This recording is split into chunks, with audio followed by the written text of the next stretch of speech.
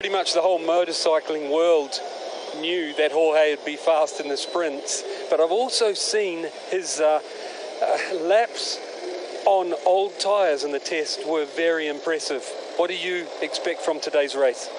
Well, the expectation it's high, honestly, because we did a really good run in the test. We use a tire for 32 laps, so front and rear. So at the last lap, the pace was so good. So I'm really confident about Zarco, and also because he did a really good test here in Portimao, especially at the first day.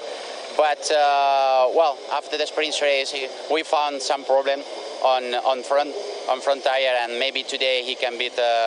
He can make something better. About Martin, well, everybody looking for Martin, but at the moment, as I said several times, we have to try to finish the race, to get point, to go step by step, because the championship it's so long.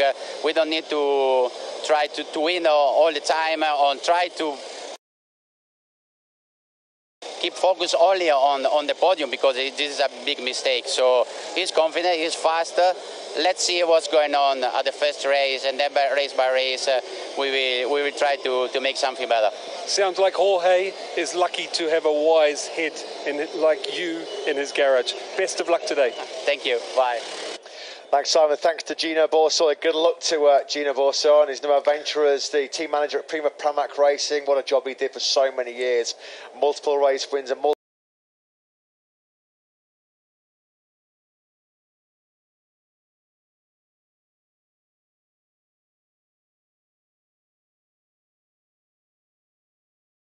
Pecco Bagnaia putting his name amongst some of the greats of our great sport last season.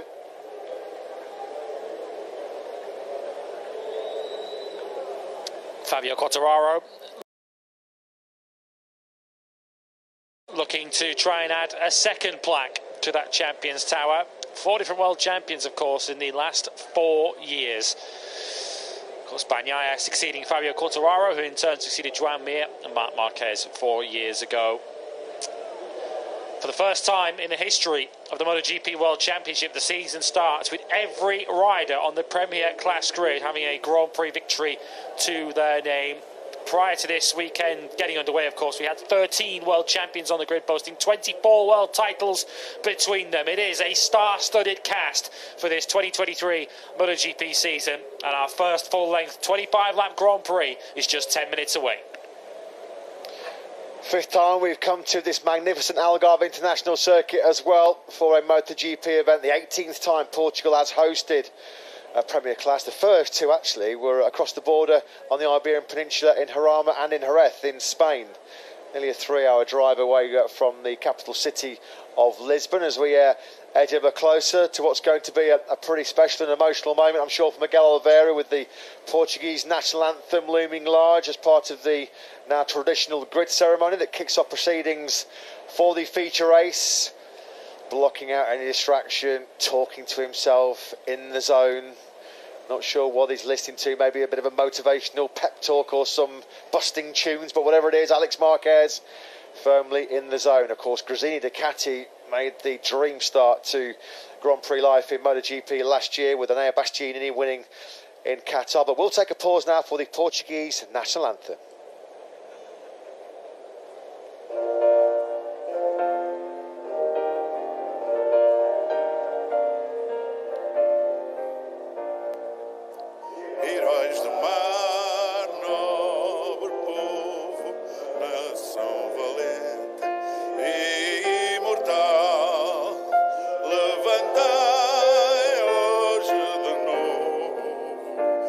Esplendor de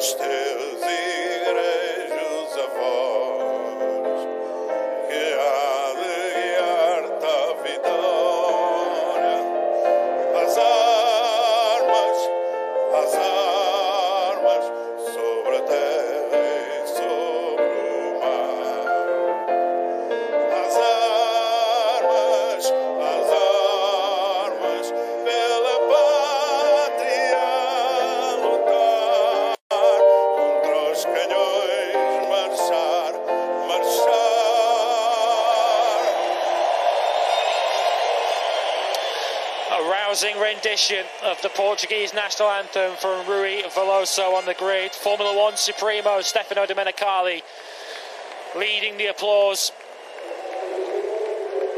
Of course, the biggest show on two wheels getting underway this weekend. It was Formula One season, of course, 2 rounds underway.